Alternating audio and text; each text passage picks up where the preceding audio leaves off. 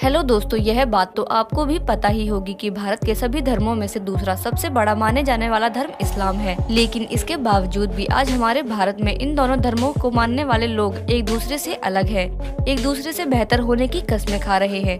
यूँ तो हिंदू और मुस्लिम धर्मों के बीच कई सालों से मतभेद चला आ रहा है, लेकिन यह मतभेद केवल कुछ ही लोगों के बीच होती है, वरना दुनिया में तो अधिकतर हिंदू और मुस्लिम एक दूसरे को भाई भाई के रूप में ही मानते हैं। ऐसे में सवाल यह आता है कि दुनिया के इन दो सबसे बड़े धार्मिक धर्मों में क्या क्या अंतर पाया जाता है। इनमें से ऐसी कौन सी चीज है जो एक धर्म में मानी जाती है तो दूसरे धर्म में उसे नकार दिया जाता है।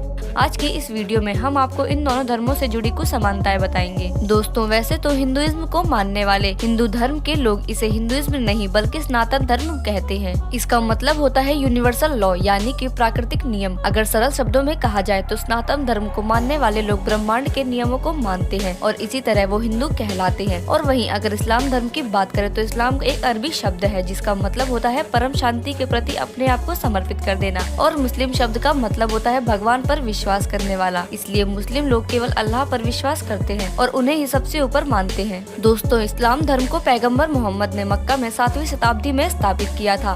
वहीं हिंदू धर्म की स्थापना को 1500 से 500 BCE में माना जाता है, लेकिन इस बात की अभी तक कोई पुष्टि नहीं हुई है। अब अगर हम इन दोनों धर्मों के ईश्वर के बारे में बात करें तो इन दोनों धर्मों के लोग अलग अलग तरीके से अपने ईश्वर को मानते हैं, क्योंकि हिंदू धर्म में तो कई सारे देवी देवता हैं जिनकी संख्या लाखों में है। पर अगर हम हिंदू धर्म के 3 सबसे बड़े ईश्वर के बारे में बात करें तो वह है ब्रह्मा, विष्णु और महेश। ब्रह्मा संसार को बनाने वाले, विष्णु इस पूरे संसार को चलाने वाले और महेश यानी कि लॉर्ड शिवा इस ब्रह्मांड का अंत करने वाले।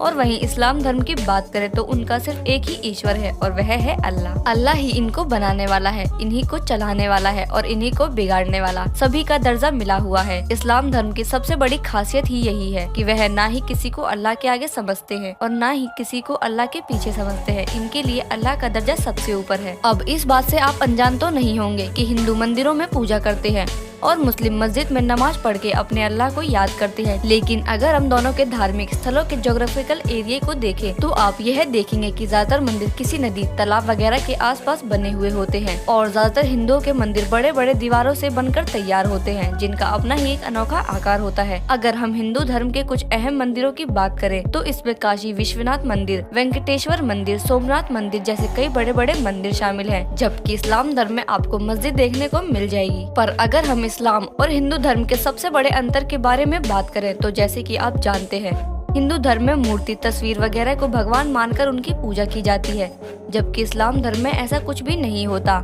हाँ, पर लोग अल्लाह की किसी भी मूर्ति या तस्वीर को भगवान मानकर नहीं पूजते, क्योंकि वह अपने अल्लाह को किसी जीवित इंसान के रूप में नहीं देखते, वे अल्लाह को सबसे ऊपर रखते हैं। और इस्लाम धर्म को मानने वालों को कड़ी हिदायत दी जाती है कि वह ऐसी कोई भी तस्वीर या मूर्ति ना रखें जो कि अल्लाह को रिप्रेजेंट करती है। अब अगर हम ईश्वर को रिप्रेजेंट करने वाले लोगों की बात करें तो हिंदू धर्म में पंडित, पुजारी हिंदू धर्म से जुड़ी हुई बातों को लोगों तक पहुँचाते हैं और उन्हें ईश्वर से कनेक्ट करते हैं। इसी तरह के पुजारी लोगों का काम दिन भर ईश्वर की सेवा करना होता है और लोगों तक ईश्वर के ज्ञान को पहुँचाना होता है, जबकि इस्लाम धर्म में यह काम करने वाले को मौलाना कहते हैं, जो इस्लाम धर्म के लीडर कहलाते हैं और यही इस्लाम धर्म के लोगों को सीख देते हैं। बाकी हम इन दोनों धर्मों से सबसे धार्मिक किताबों की बात करें तो हिंदू धर्म में भगवत गीता को सबसे सर्वोच्च माना जाता है, जबकि इस्लाम धर्म में कुरान को सबसे पवित्र माना गया है।